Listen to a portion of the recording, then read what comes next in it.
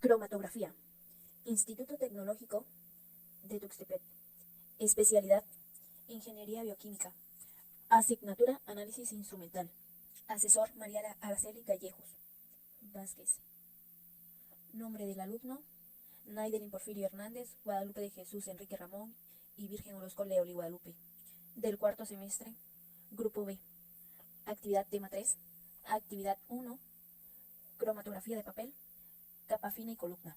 Introducción. A lo largo del desarrollo de esta práctica se realizaron diversos métodos o procedimientos de uso básico, como lo pueden ser uso de la balanza, implementación del pipeteo, preparación de solución, entre otros. Se realizaron diversas extracciones para obtener la harina de Guanacaste, las cuales fueron extracción de la semilla, extracción de la almendra que contiene la semilla, para que posterior a esto se realice una harina a base de lo obtenido. En este paso, después de haber obtenido la harina de Guanacaste, se procedió a aplicar un método sencillo para la extracción de la proteína. Se realizaron 3 tipos de cromatografía, las cuales fueron cromatografía en papel, cromatografía en capa fina, cromatografía en columna. Los materiales utilizados en este proceso fueron la muestra diluida, es decir, la proteína obtenida de la muestra de Guanacaste, diluida en poca agua para un mejor manejo, y pequeñas cantidades de una solución de nidrina. Cabe mencionar que durante el desarrollo de la práctica se realizó una pequeña práctica de determinación de aminoácidos, esto con ayuda de la nidrina. La cromatografía es una técnica de análisis químico utilizada para la separación de sustancias puras de mezclas complejas. Esta técnica depende del principio de absorción selectiva. La cromatografía es probablemente la más versátil de las técnicas de separación. Es aplicable a cualquier mezcla soluble o volátil. Punto teórico. Definición. La cromatografía es una técnica utilizada para separar los componentes de una mezcla. Puede utilizarse como técnica analítica para obtener información sobre lo que está presente en una mezcla, o como técnica de purificación para separar y recoger los componentes de una mezcla. La cromatografía en el laboratorio de química puede clasificarse en varias categorías. Como primer punto tenemos cromatografía en capa delgada. Esto nos dice que es un método analítico para el análisis de mezclas. Como punto 2 tenemos la cromatografía en columna. Esto nos dice que es un método de purificación para la separación y recolección de componentes. Como punto 3 tenemos la cromatografía de gases. Esto nos dice que es una técnica instrumental para el análisis de mezclas. Estas técnicas siguen los mismos principios generales en cuanto a la forma en que son capaces de separar las mezclas, que se examinarán colectivamente a continuación. Cromatografía en papel. En la cromatografía sobre el papel, las interacciones del soluto con el papel hacen que los compuestos se desplacen a velocidades diferentes. Una pequeña mancha de disolución que contiene la muestra se aplica sobre una tira de papel cromatográfico a una distancia aproximada de 1 centímetro de la base. La muestra es absorbida en el papel. Esto significa que la muestra entra en contacto con el papel y puede establecer interacciones. El papel es sumergido en un disolvente adecuado, etanol o agua, e introducirlo en un contenedor cerrado. A medida que el disolvente asciende por el papel, encuentra la muestra que empieza a viajar por el papel con el disolvente. Los diferentes compuestos de la muestra recorren distancias diferentes dependiendo de la fuerza de sus interacciones químicas en el papel. La cromatografía en el papel requiere algún tiempo, habitualmente se necesitan varias horas para completarse. Cromatografía de intercambios iónicos. Cromatografía en columna. Utiliza una fase estacionaria con sustancias con componentes con cargas eléctricas. Se utiliza para separar compuestos cargados, incluyendo aminoácidos, péptidos y proteínas. La fase estacionaria es normalmente una resina de intercambios iónicos que contienen grupos funcionales cargados que interaccionan con grupos cargados de signos opuestos del compuesto que se requiere retener. Puede ser intercambiador de iones cargado positivamente, intercambiador de aniones que interaccionan con los aniones, intercambiador de iones cargado negativamente, intercambiador de cationes que interaccionan con cationes. Los compuestos retenidos se pueden eluir de la columna por gradientes de elusión o por elusión isocrática con un cambio de la concentración salina o del pH. La cromatografía de intercambio iónico es muy utilizada para purificar proteínas. Cromatografía en capa fina. La cromatografía en capa fina, TLC, es un método de afinidad que se utiliza para separar los compuestos de una mezcla. La TLC es un método de separación muy versátil que se utiliza ampliamente para el análisis cualitativo y cuantitativo de las muestras. La TLC puede utilizarse para analizar prácticamente cualquier clase de sustancia: esteroides, alcaloides, lípidos, nucleótidos, glúcidos, carbohidratos y ácidos grasos. En la TLC, la fase estacionaria es una fina capa de material absorbente, normalmente gel de sílice o óxido de aluminio, que recubre una superficie de placa inerte, normalmente vidrio, plástico o de aluminio. Se deposita una pequeña cantidad de la muestra en un extremo de la placa de TLC, que se coloca versátilmente en una cámara cerrada con un disolvente orgánico. La fase móvil se desplaza hacia arriba por la placa por capilaridad y los componentes de la muestra migran distancias variables en función de sus afinidades diferenciales por las fases estacionarias y móvil. Cuando el disolvente llega a la parte superior de la placa, esta se retira de la cámara de desarrollo y se seca. Los componentes separados aparecen como puntos en la placa y se evalúan el factor de retención RF de cada componente. Descripción de la muestra de la planta. El Guanacaste es un árbol grande y llamativo, caducifolio de 20 a 30 metros hasta 45 metros de altura, con un diámetro de la altura del pecho de hasta 3 metros, con una capa hemisférica. El follaje es abundante, dando a la amplia capa una forma más ancha que alta. Las semillas son pequeñas y grandes, de 0.5 a 2.5 centímetros, ovoides, aplanadas y brillantes, aún recién frescas, con un contorno café claro que rodea la semilla. La testa es extremadamente dura, en especial cuando el fruto llega a su madurez, es cuando la semilla llega a su extrema rudeza. Objetivo. Primer punto: conocer las técnicas de cromatografía en capa fina, en columna y sus principales características. Como punto 2 tenemos separar los diferentes pigmentos fotosintéticos mediante la técnica de cromatografía. Como tercer punto, conocer las técnicas de aislamientos y purificación de proteínas mediante la cromatografía por columna. A continuación, se les dará el procedimiento. Para realizar el proceso de la cromatografía, se realizaron diversos procesos anteriores a esto, las cuales se dividen en 3 partes. La primera es la obtención de la harina de Guanacaste a partir de la recolección de semillas. Como punto 2 tenemos la extracción de la proteína de la harina de Guanacaste. Como tercer y último punto tenemos cromatografía de la muestra obtenida a partir de la extracción de proteínas. Los materiales requeridos para realizar la obtención de la harina de Guanacaste fueron los siguientes: fruto de Guanacaste, cuchillo, mortero, charolas de aluminio, papillero triturador, balanza y guantes. Procedimiento.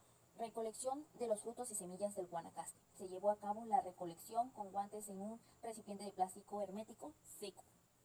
Como paso 2, se seleccionaron 2 lotes de los frutos más secos para poder extraer la semilla con mayor facilidad. Como paso 3, para extraer las semillas, se abrió el fruto con ayuda de un cuchillo para poder retirar las semillas. Tenemos como cuarto paso: después de haber secado las semillas del fruto, pesamos lo recolectado. Como quinto paso, fue sacar las almendras de la semilla. Este proceso fue muy complicado, ya que la capa de la semilla era demasiado dura y solo lo pudimos romper con ayuda de una piedra para llegar a obtener las almendras que están dentro de la semilla. Como paso 6, después de haber obtenido las almendras, las colocamos 30 minutos bajo el sol para secarlas o deshidratarlas por completo y pesar lo recolectado. Como paso 7, al obtener las almendras bien secas o deshidratadas, podemos triturarlas bien con ayuda de un papillero o triturador hasta obtener una harina muy fina. Resultado. Como paso 8, después de la molienda se pesó lo obtenido de los 2 lotes. Prosiguiendo, se realizó una tabla con los resultados de cuánta harina se puede obtener con los 2 lotes que se pesó. En el lote 1, como fruto tuvimos 500 gramos, como semilla 153 gramos, almendras semisecas con 98 gramos y harina con 0.83 gramos. En el lote 2 tuvimos como fruto 350 gramos, como semillas 64 gramos, como almendras semisecas 34 gramos y como harina 0.15 gramos. El total de harina fue de 98 gramos. En nuestra muestra obtenida, el proceso fue muy corto y sencillo al obtener esta cantidad de harina. A partir de esto podemos continuar con el siguiente proceso, que es la extracción de nuestra harina de Guanacaste. Recordemos que la determinación del contenido total de proteínas es una herramienta esencial para el control de la calidad. Lo obtenido del proceso de extracción de proteínas se ocupará como muestra para realizar el análisis cromatográfico. Como siguiente proceso fue investigar un método de extracción de proteínas, la cual nos resultará más sencilla, fácil y eficaz. Los materiales que se utilizaron fue la harina de Guanacaste, agua potable, bandeja de aluminio, vaso precipitado, balanza y una cuchara. Como primer punto tenemos para pesar en la balanza 3 muestras de harina de Guanacaste con diferencia de gramos para hacer un análisis cualitativo y saber el porcentaje aproximado de proteínas que podemos extraer en cada una de las muestras. Como segundo punto tenemos que al colocar una de las muestras de harina en un recipiente, en nuestro caso una bandeja de aluminio, y agregar una cantidad de agua potable al tanteo, mezclarla hasta obtener una masa firme sin problemas para amasarla o agarrarla con las manos. Como tercer punto nos dice que tenemos que dejar reposar por lo menos 3 minutos la masa obtenida. Como punto 4, lavar la masa con un ligero chorro de agua para que poco a poco vaya desprendiendo el líquido blanco. Seguimos enjuagando la masa hasta retirar el almidón y obtener una calidad pequeña y elástica de masa. De igual manera repetimos el procedimiento con las demás muestras de la misma manera. Como quinto paso, cuando observemos que la masa se sienta elástica, retiraremos del chorro de agua y bien lo restante de la masa es la cantidad exacta de proteínas de nuestra harina de Guanacaste. ¿Cómo saber si lo que se obtuvo es la proteína de nuestra harina? Para analizar si lo que realmente se obtuvo fueron proteínas, realizamos un método sencillo, la cual se explica a continuación. Recordemos que la anidrina se utiliza para la determinación de grupos aminoácidos en aminoácidos, péptidos y proteínas. Esta prueba es positiva tanto para proteínas como para aminoácidos. Como siguiente, utilizamos la anidrina como muestra para observar si el sobrante de la masa o muestra contenía proteínas. El procedimiento fue el siguiente: colocar un portaobjetos con ayuda de una espátula, una pequeña cantidad de muestra obtenida de la extracción, como si fuéramos a realizar un frotis, para después colocar con ayuda de una pipeta unas gotas de anidrina y observar si cambia de color a un color morado intenso. Si suelen pasar ese efecto, quiere decir que efectivamente hemos extraído las proteínas de nuestra harina de Guanacaste. Como sexto paso, después de analizar el anterior análisis, ahora sí podemos continuar pesando lo obtenido de las 3 muestras y realizar el porcentaje aproximado de cuánta proteína podemos obtener en distintas cantidades de harina. Resultado. A continuación se muestran los resultados obtenidos del proceso de extracción de proteínas. Una vez que se obtuvo la harina de Guanacaste, procedimos a pesar 3 muestras de esta misma harina, las cuales eran las siguientes. Gramos utilizados de harina de Guanacaste por cada muestra. Muestra 1, 25 gramos. En la muestra 2 tuvimos 20 gramos. En la muestra 3 tuvimos 15 gramos. Después de realizar los métodos correspondientes para la obtención de proteínas, se obtuvo lo siguiente. En la tabla, a continuación les daremos los gramos obtenidos de proteínas de cada muestra. En la muestra 1 tuvimos 1.95 gramos, en la muestra 2 tuvimos 1.66 gramos, en la muestra 3, 3.2 gramos. Promedio de proteínas fue un 10%. En la determinación de proteínas de la harina de Guanacaste se realizó por triplicado, dando un resultado confiable promedio del 10%, por lo cual se comprueba que nuestra harina tiene un alto contenido proteico. Continuando con la práctica, ahora bien, podemos realizar la cromatografía con nuestra muestra obtenida. Aunque nuestra muestra obtenida sea sólida, podemos disolverla en agua potable al tanteo hasta haberse disuelto bien y tener una mezcla semilíquida. Cromatografía de la muestra obtenida a partir de la extracción de proteínas. Materiales que se utilizaron para realizar este proceso. Tenemos el papel filtro, el portaobjeto, muestra, vaso de precipitado de 150 mililitros, agua, la anidrina, micropipeta, óxido de calcio, manguera, soporte universal, cinta de aislar, jeringa sin aguja. Cromatografía de papel. Procedimiento: colocar el papel filtro en la estufa durante 15 minutos a 55 grados Celsius. Esto para retirar la humedad que contiene. Y en todo momento utilizar guantes. Como punto 2, cortar el papel filtro en tiras largas, pues colocaremos solo una parte de la tira en el interior del vaso de precipitado. Como punto 3, en cada tira colocamos un punto en la parte inferior y depositamos una pequeña cantidad de muestra proteína de Guanacaste con ayuda de una micropipeta. Como cuarto punto, en el recipiente de vidrio colocamos una pequeña capa de agua, ya que nuestra muestra es soluble en agua. Como quinto paso, colocamos el papel filtro al interior del recipiente con agua, asegurándonos de que cubra el punto únicamente. Como sexto punto, esperamos unos minutos y observamos la reacción. Como nuestra muestra no tiene color, no pudimos observar el recorrido de nuestra muestra. Bueno, en nuestro papel colocamos unas gotas de anidrina. Recordemos que la anidrina nos fue útil al momento de analizar lo que realmente obtuvimos con nuestros métodos anteriores. Ahora bien, lo ocuparemos básicamente para lo mismo: pigmentar el recorrido o distancia de la proteína en nuestro papel filtro de la siguiente forma. Como paso 7, después de retirar el papel filtro del vaso precipitado con agua, agregamos 3 gotas de anidrina encima de todo el papel filtro y lo volvimos a meter a la estufa durante 3 minutos a 55 grados Celsius. Luego se volvió a sacar la muestra para observar la pigmentación morada. En este caso, aparte de darnos a conocer si hay proteínas, nos revela por medio de la pigmentación la distancia que recorrió nuestra muestra. Cromatografía en capa fina. Preparamos una muestra semilíquida de agua y óxido de calcio para embarrarla en el portaobjeto como si realizáramos un frotis, de manera que la mezcla quede fina, sin grumos y muy lisa. Como segundo punto, En cada portaobjeto colocamos un punto en la parte inferior y depositamos una pequeña cantidad de nuestra muestra con la ayuda de una micropipeta. Como punto 3, en el recipiente de vidrio colocamos una pequeña capa de agua ya que nuestra muestra es soluble en agua. Como cuarto punto, colocamos el portaobjeto al interior del recipiente de vidrio con agua, asegurándonos de que cubra el punto únicamente. Como quinto paso, esperamos unos minutos y observamos la reacción. Como sexto paso, después de retirar el portaobjeto del vaso de precipitado con agua, analizar los resultados del portaobjeto mediante la visualización de manchas correspondientes a cada compuesto. Si no son visibles, se pueden utilizar mediante técnicas de revelado con el uso de agentes reveladores como la imidrina, que da igual forma ya se ha utilizado anteriormente. Como octavo paso y último, en donde realizaremos el cálculo correspondiente para determinar el valor de R y F. RFA es la distancia que recorre la muestra desde el punto de aplicación, entre B, distancia que recorre el disolvente hasta el frente del eluyente. Cromatografía por columna. Procedimiento. Preparar la columna. En nuestro caso ocupamos una manguera delgada de plástico. La pegamos con cinta de aislar al soporte universal y le colocamos una bolita de algodón a la manguera cilíndrica para que su filtración sea pura. La rellenamos con óxido de calcio, compactar mediante el paso del eluyente, en nuestro caso agua, y por medio de presión de aire.